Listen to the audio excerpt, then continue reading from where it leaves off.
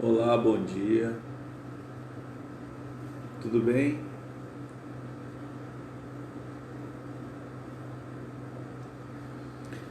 Vamos lá, meus amigos. Muito bom dia. Bom domingo para todo mundo. Vamos chegando. Eu entrei um pouquinho antes aí, vou esperar mais 30 segundos, tudo bom?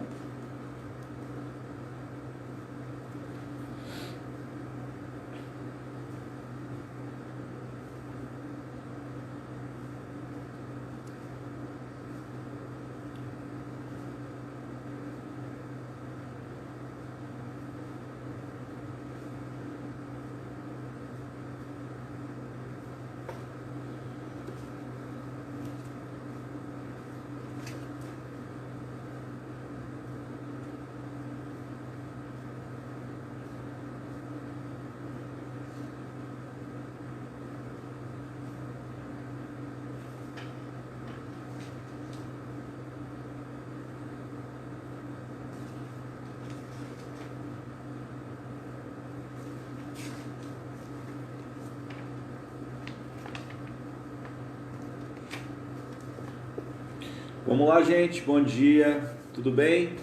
Vamos começar o nosso estudo. Hoje a gente pulando para o capítulo 1 do Ceifa de Luz. Ceifa de Luz é um dos livros da coleção Fonte Viva. Fonte Viva são aqueles livros que o Emmanuel escreveu através do Chico, né? O orientador do Chico, o Emmanuel. Ele escreveu comentando versículos do Novo Testamento. Tá? Ele faz muitos comentários, são por volta de 1.200 títulos, né? 1.200 estudos que ele faz e estão espalhados aí pela literatura do Chico, tá bom? A gente está estudando uma delas, que é o Ceifa de Luz, é esse livrinho aqui, ó. Muito bacana. Bom dia. Certo? Então a gente inicia pedindo a Jesus, ao Mestre amado, que nos ampare a marcha, nos guie, nos ajude em nossas dificuldades, que possamos caminhar por nossas próprias pernas, amparados sim por Ti, Senhor, mas, sobretudo, usando as nossas energias, as nossas forças, a nossa filiação com Deus, amigos divinos, amigos para toda hora. Muito obrigado pela presença, o convívio com vocês, amigos queridos. É um privilégio. E rogamos a Deus que possamos aproveitar melhor a cada novo dia. Muito obrigado, abençoe os nossos estudos, que assim seja. Muito bem, amigos. Vamos seguindo. Capítulo 1, então, do Ceifa de Luz, intitulado Caridade do Entendimento.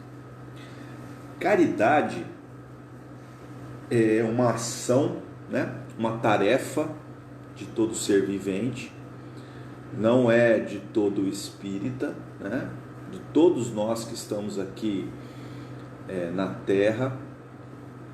É uma ação que deveria ser praticada, né? Só que nós temos um pouco de dificuldade de entender a caridade. Tanto é que ela é proferida em muitas palestras. A gente ouve demais as pessoas falarem sobre caridade, né? E muitas vezes a gente fala e não compreende. O Emmanuel abre o livro, né? Não deve ser à toa. Capítulo 1, já falando sobre a caridade. Bom, ele comenta um versículo do Paulo, né, do apóstolo Paulo, que está em 1 Coríntios 13. Na primeira carta que Paulo escreveu aos Coríntios, né? Coríntios são os habitantes da igreja de Corinto, na Grécia, e ele escreve essa carta. E essa talvez seja a carta mais famosa que o Paulo escreveu. Por que a gente fala de famosa? Primeiro que ela é muito longa. Ela é extremamente poderosa. Ela é direcionada para esse povo, né, povo de Corinto, só que Paulo atendia a questões muito pessoais. Cada uma das igrejas que ele tinha fundado, e entendam igrejas como casas das pessoas, simplesmente reunião, cada uma das igrejas trazia dificuldades de relacionamento entre eles, né? Entre a própria união deles com as pessoas de fora, né? Então, muitas questões ali eram debatidas e eram direcionadas para ele, Paulo, né? Que era o grande fundador disso tudo. Muito bem. E nessa carta, ele comenta, nesse capítulo 13, versículo 13, ele comenta assim, Paulo escreve: agora, pois, permanecem estas três: a fé, a esperança e a caridade. Porém, a maior destas é a caridade. Vamos repetir? Agora, pois, permanecem estas três: a fé, a esperança e a caridade. Porém, a maior destas é a caridade. E exatamente a caridade, né, que o Emmanuel grifou aqui nesse versículo. Ele pescou essa palavra à maneira dos essênios, como a gente já falou disso na semana passada. O estilo do estudo que a gente está fazendo aqui aos domingos é um estudo minucioso. A gente vai girar em torno dessa palavra caridade e vamos tentar tirar alguma coisa disso aqui, tá bom? Então, caridade o Emmanuel pescou a caridade aqui e expôs um dos aspectos a respeito da caridade. Olha só, a gente poderia falar assim muito tempo sobre caridade, né? Mas ele pescou um aspecto importante: caridade do entendimento. Entendimento a gente compreende que seja um discernimento, né? Não é só entender, né, de uma maneira analítica, né? É fixar em nós. Muito bem. Aqui a gente já tem um probleminha com a palavra caridade, né? A tradução que está no Evangelho segundo o Espiritismo, capítulo Fora da Caridade Não Há Salvação, tem exatamente essa passagem aqui. Nosso codificador Allan Kardec colocou essa passagem específica para falar sobre caridade, né? Que está na carta aos Coríntios. E o problema que a gente encontrou aqui é o seguinte: a palavra proferida por Paulo não foi caridade. O original grego em que foi escrito a primeira carta aos Coríntios não é caridade. A palavra é ágape. E a gente já falou de ágape em outros estudos, né? Estudos anteriores a esse nosso, a gente já falou sobre ágape. Ágape é o amor incondicional. Então, algumas traduções, muitas traduções, não a que o Emmanuel usa, que é João Ferreira de Almeida, né? João Ferreira de Almeida foi um português que é responsável pela tradução da Vulgata Latina. Foi quando os originais gregos chegaram à língua latina, que é o mais próximo que a gente tem do português. O João Ferreira de Almeida traduziu o ágape por caridade. Mas existem inúmeras traduções que seguem o outro modelo, traduziram por amor. Então quem está certo? Nós não vamos fazer julgamento nenhum, a gente está colocando as questões aqui, ok? Emmanuel seguiu João Ferreira de Almeida, o codificador seguiu João Ferreira de Almeida e está caridade. Muito bem. Como é que era Corinto? Vamos tentar investigar isso aí. Como é que era Corinto? Que tipo de cidade era Corinto? Corinto é a mesma cidade em que morava a família de Gesiel. Vocês lembram do Gesiel no livro Paulo e Estevão? Gesiel, Abigail, Iorodebe, que era o pai, né, que foi martirizado pelo um cônsul romano, muito cruel. E essa era a mesma cidade que eles moravam, e foi uma cidade visitada por Paulo na segunda viagem apostólica. E o Paulo ficou nessa cidade por volta de 18 meses. As fontes disso tudo que eu estou contando para vocês é Paulo e Estevão, que é o livro do Emmanuel, Paulo de Tarso, que é o livro do professor Huberto Roden, e Paulo, 13º Apóstolo, que é um livro de um autor chamado Ernest Renan, que é um livro escrito no século XIX. Muito bem, são as 3 fontes, para quem gosta de anotar. Paulo e Estevão, Paulo de Tarso, Paulo, o 13º Apóstolo. Bom, Corinto era uma cidade muito grande. Corinto era um entreposto comercial, Oriente e Ocidente. Tinha um porto muito importante, ele vivia basicamente do comércio e ele abrigava todo tipo de gente. Pessoal, imagine um lugar onde você encontrava todo mundo, né? Todas as religiões formadas até então estavam dispostas ali, todas as nacionalidades estavam ali, as línguas faladas eram línguas diversas, porque cada um falava o seu idioma. Então assim, era um fervilhar de gente, né? Corinto era um fervilhar de pessoas. 500.000 pessoas moravam naquele lugar, um entreposto comercial reconstruído por Roma, pelo Império Romano, para lhe servir. Roma era assim. O Império Romano, ele não menosprezava as questões culturais dos locais. Ele deixava as pessoas com as questões culturais dela, desde que servissem a ele, ao Império Romano. E a serventia que Corinto tinha era enorme, inclusive ela era a capital da Acaia, de toda aquela região do Mar Mediterrâneo, região da Grécia. Por que nós estamos contando isso tudo? Porque foi nesse contexto que o Paulo criou essa igreja. Lembrando que igreja não é um lugar físico, grande, bonito, como a gente entende igreja hoje, como a gente vê igreja hoje. Era um lugarzinho simples, a casa de alguém que se dispôs a receber as pessoas todos os dias para praticar um culto, para falar de Deus, para falar de Jesus. Essa era a igreja de Corinto.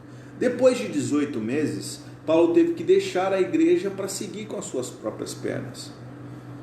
E muito tempo depois, durante uma das viagens apostólicas, se eu não me engano a terceira, muito tempo depois, Paulo recebe uma carta de Corinto. Até então não existiam as epístolas.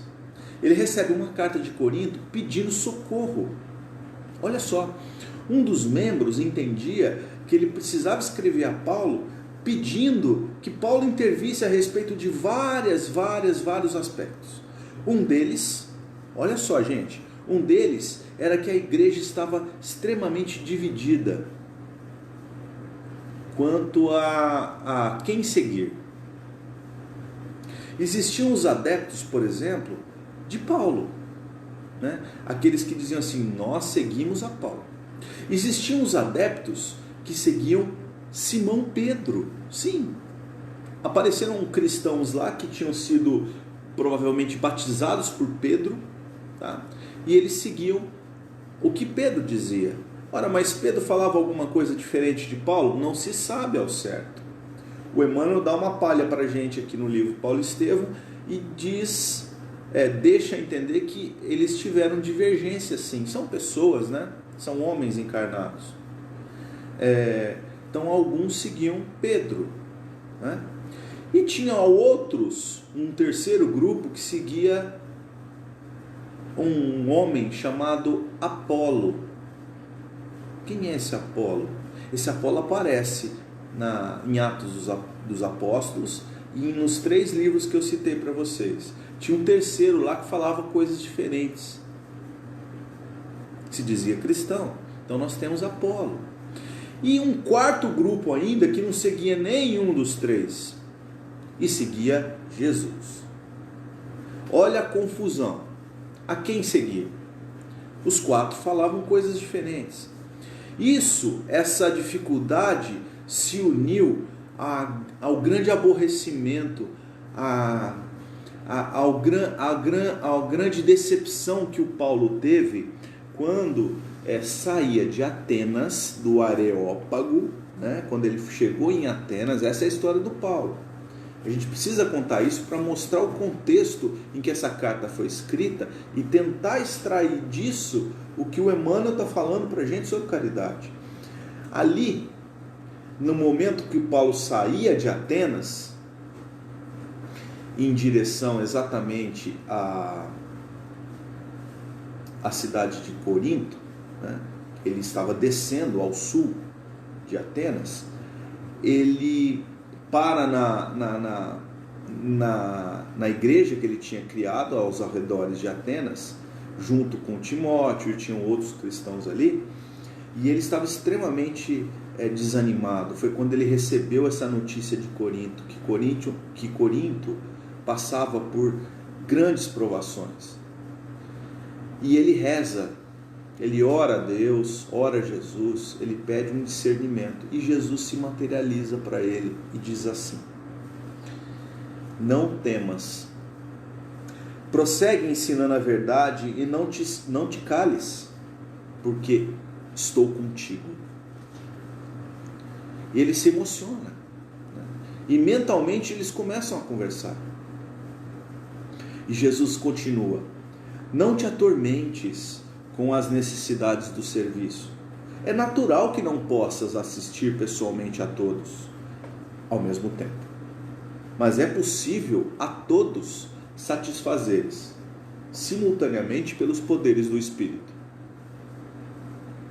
Paulo não entendeu bem. Aí Jesus vai e esmiuça mais, explica melhor. Poderás resolver o problema escrevendo a todos os irmãos em meu nome. Os de boa vontade saberão compreender, porque o valor da tarefa não está na presença pessoal do missionário, mas no conteúdo espiritual do seu verbo, da sua exemplificação, da sua vida. Nós não vamos desviar o foco do nosso estudo, tá, gente? Estou trazendo aqui para vocês o contexto, o que aconteceu para que essa carta, a resposta a Corinto acontecesse, tá? E aí, a partir desse momento, Paulo renova o seu ânimo, né? Jesus tem esse poder conosco, né? Renova o seu ânimo e passa a escrever a todas as comunidades recém-criadas por ele, que passavam por dificuldades e pediam ali um apoio do apóstolo. E o apóstolo, com o exemplo da vida, demonstrava qual era o caminho através de Jesus. Essa é a história, né? E aí ele escreveu essa carta aos Coríntios, a primeira. Nós temos a segunda também lá no Novo Testamento. Muitas se perderam, mas sobraram essas duas, graças a Deus. O que aconteceu ali quando Paulo fala a essa comunidade a respeito do ágape, né? Foi a palavra que o Paulo usou, ágape, né? O ágape é mais importante, é a mais importante das três, né? Fé, lembram? Fé, esperança e caridade. Caridade traduzida do ágape, né? Então, a fé, entenda a fé, a palavra de fé é fides, fidelidade, né? Esperança é esperançar, é esperar trabalhando. E o ágape é o amor sem limites, né? É o sentimento a ser desenvolvido sem limites, é se aproximar de Jesus, né? A caridade, segundo o Emmanuel, é o amor em ação, é colocar o sentimento para trabalhar em favor de você mesmo e do próximo. Isso é caridade. Essa é a caridade que a gente pode falar aqui na nossa condição humana. Na questão 886 do Livro dos Espíritos, Kardec pergunta, né, como Jesus entendia a caridade, né? Como Jesus via a caridade. A caridade, ela é um movimento tão amplo, né? Uma palavra que engloba tantas coisas. A gente pode pensar na caridade material, na caridade espiritual, na caridade do sentimento. né? Segundo o Emmanuel, ele traz aqui um direcionamento, a caridade do entendimento, né? Da compreensão, do discernimento do próximo, né? Do discernimento da sua real necessidade evolutiva, da sua real necessidade de desenvolver o amor, né? De desenvolver o sentimento, de desenvolver a razão. Mas como entendia a caridade de Jesus, né? E os Espíritos respondem em uma linha: benevolência para com todos, indulgência para as imperfeições alheias, perdão das ofensas. Então é benevolência, indulgência, perdão das ofensas. Está resolvido. Ser bom para com todos. E o bom, muitas vezes, não é passar a mão na cabeça de alguém, de um irmão que esteja fazendo alguma coisa que você julgue, que seja uma coisa que não vá trazer bons frutos. Às vezes ser bom é, amoravelmente, chamar uma atenção, né? Chamar uma atenção não é dar bronca, chamar uma atenção: olha, você acha que isso aí realmente é algo positivo para você? Fazendo uma pergunta dessa, você faz a pessoa pensar. Isso é um método socrático, um método que Sócrates usava 2000 anos antes de Jesus. Ou seja, 600 anos antes de Jesus. Então, Sócrates é um paradigma para a gente até hoje, né? É um homem descrito por Kardec na obra espírita. Ele usava a questão, né? A pergunta, ele devolvia uma pergunta com outra pergunta, para que a pessoa raciocinasse e pensasse. Isso não é benevolência? E indulgência? Indulgência é o não julgar, né? Indulgência é... Todos somos imperfeitos aqui. Por que eu tenho que ser o esteio de alguém no sentido de avisar a respeito das coisas para as pessoas? Implica na primeira, né? Na benevolência, mas a indulgência para com as imperfeições alheias é cuidar do pensamento, é não piorar uma situação, não afundar mais o irmão na lama. Isso é ser indulgente.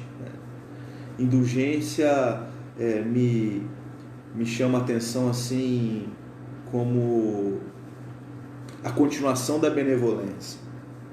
E perdão das ofensas.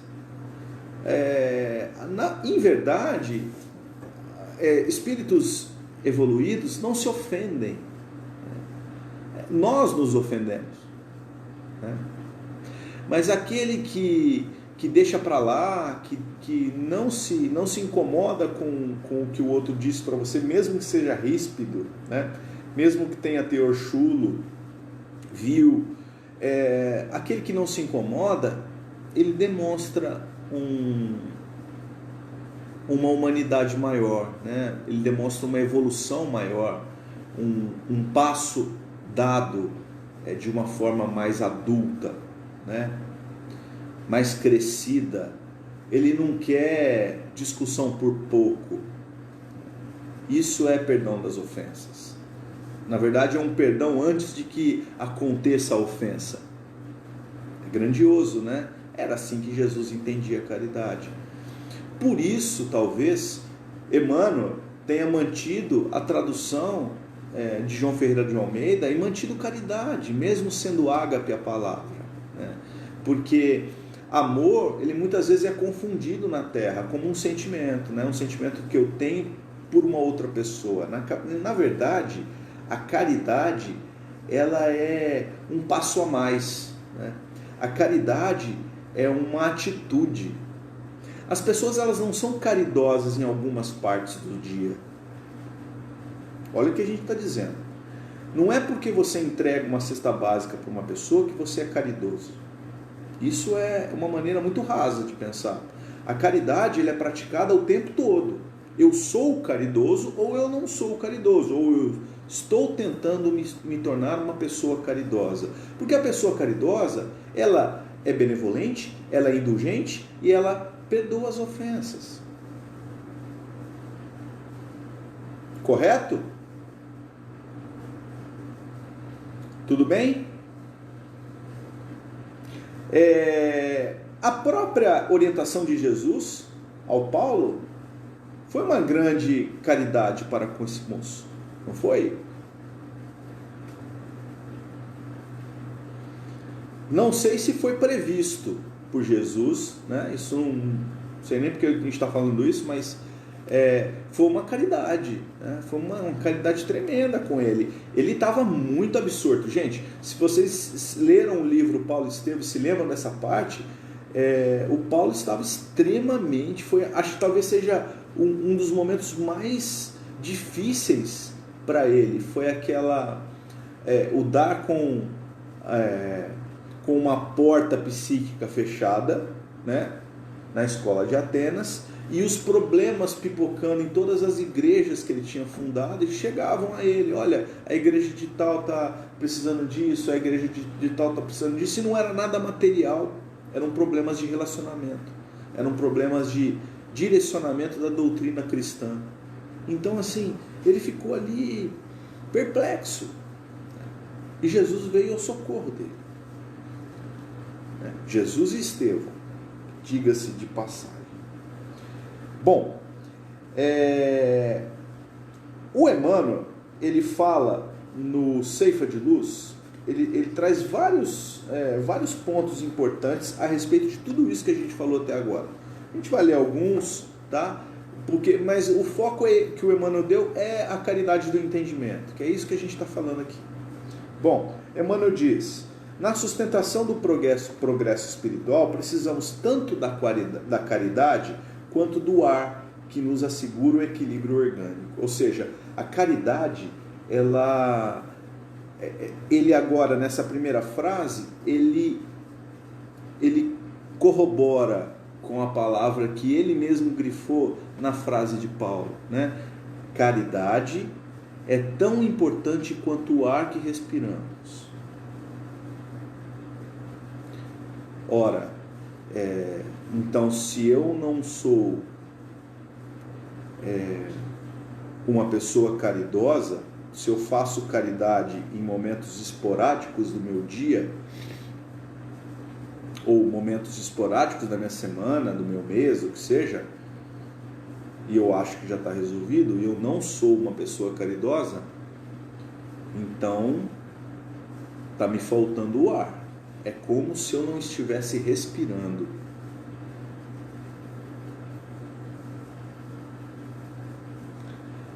A interdependência é o regime instituído por Deus para a estabilidade de todo o universo. Gente, interdependência é uma palavra muito sutil para dizer que nós todos estamos no mesmo barco. Tudo que me toca, tudo, absolutamente tudo que me toca o próximo, e o próximo do próximo, e o próximo do próximo do próximo. Toda a humanidade. Toda a humanidade, ela vibra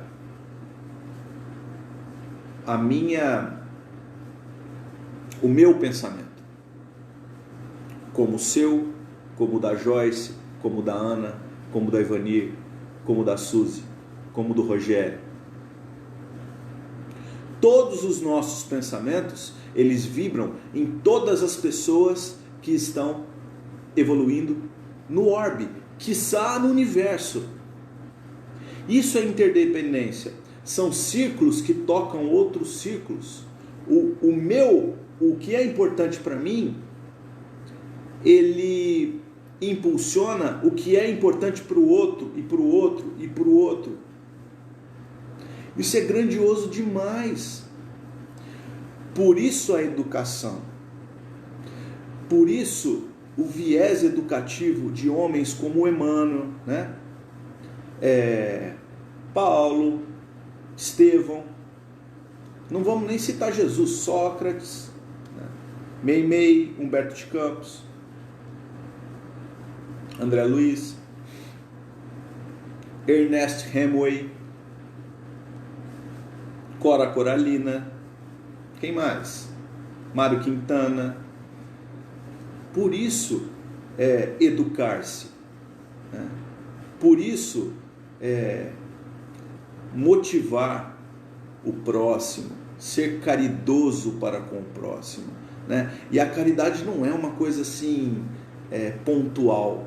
Esse é o mote do estudo de hoje. A caridade do entendimento, ela não é alguma coisa que eu faço aqui e deixo de fazer ali, né? A caridade deve ser pensada em tempo integral. O tempo todo eu posso praticar a caridade, né? Continua Emmanuel: tolerância e bondade incessantes. Ele usa a palavra tolerância, né? Bondade e a benevolência, né? Tolerância e a indulgência. Ele está citando Jesus na questão 886, né? Trazida aqui pelos espíritos da codificação. Benevolência, indulgência, perdão das ofensas. Não precisa do perdão porque a ofensa não aconteceu, porque o outro não recebeu a ofensa. Partiu, mas não recebeu.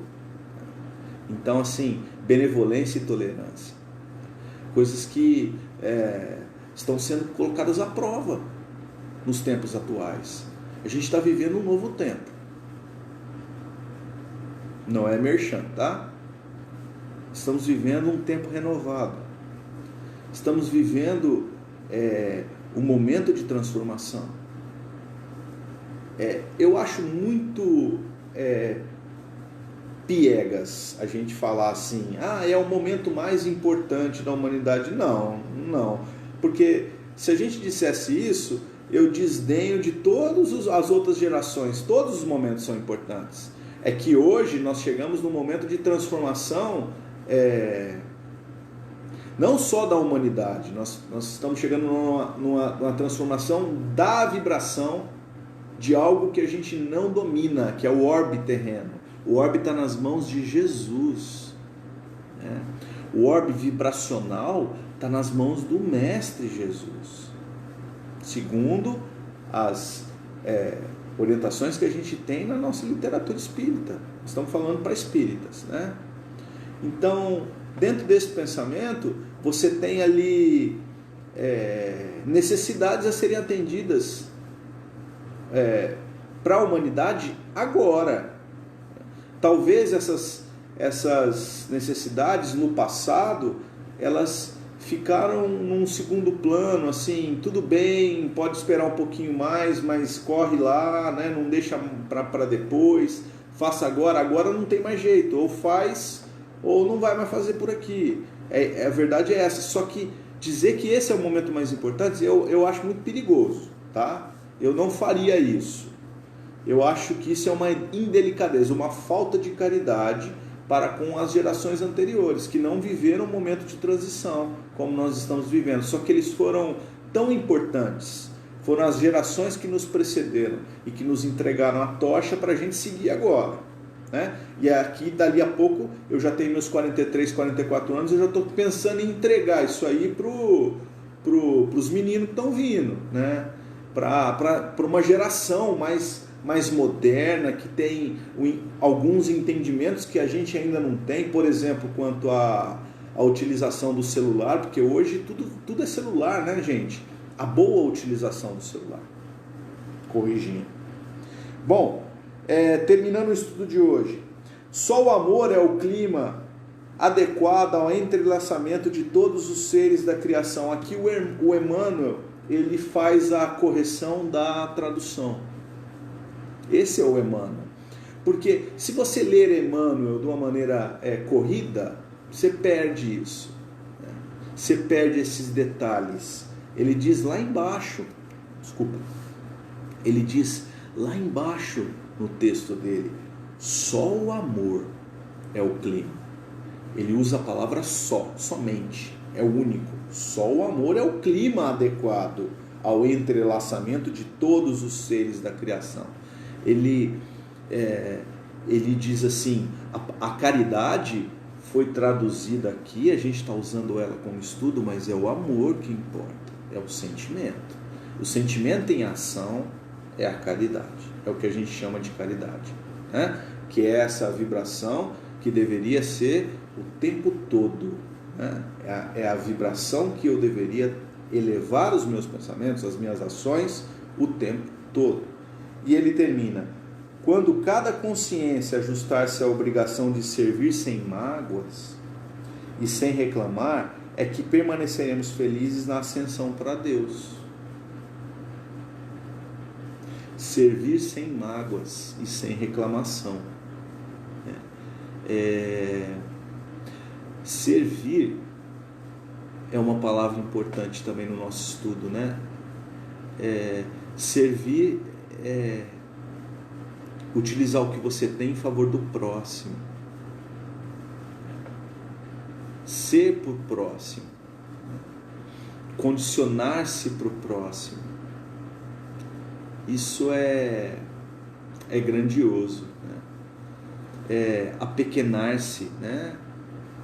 É diminuir-se, é se fazer de humilde, não é isso? Gente, é muita pretensão a gente, num estudo de meia hora, 40 minutos, fechar assuntos tão grandiosos quanto esses que o Emmanuel traz para a gente. O livro Ceifa de Luz, esse livro especificamente, ele é de meados dos anos 70, 1970, né? O livro. As mensagens, muito provavelmente antes disso, quer dizer, nós estamos falando aí de pelo menos 50 anos, que elas estão sendo estudadas, né? Então são 50 anos de interpretações de todos os tipos. Nós não estamos aqui com pretensão de dizer é isso, tá? Nós estamos aqui abrindo o entendimento, abrindo o conhecimento, tentando melhorar o nosso dia a dia, usar ferramentas do dia a dia para o dia a dia, né? É isso que a gente está fazendo.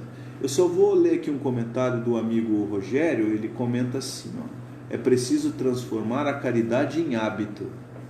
Fomos criados para servir. Muito bem. Já faz um tempinho que ele escreveu aqui, a gente não tinha falado sobre servir. Veja como a gente está ligado, né? Veja como o pensamento ele tá, do grupo aqui que está estudando agora no domingo, está todo antenado com o Emmanuel. Vocês tenham certeza, Emmanuel está conduzindo o nosso estudo aqui de hoje, tá bom? Somos continuadores do Emmanuel. Eu queria trazer um recadinho para vocês, rapidinho. Esse nosso estudo está ao vivo, Facebook, só que daqui a gente, durante a semana, coloca ele na página do YouTube da nossa casa, tá? YouTube Sociedade Espírita Isabel Soares de Moraes. Os estudos da casa, esses que a gente faz aqui, tá? Eles ficam lá arquivados em pastinhas organizadinhas, tudo na ordem. Se você quiser rever um estudo, tem lá, tá bom? Fiquem com Deus, muito obrigado, boa semana para todo mundo, gente.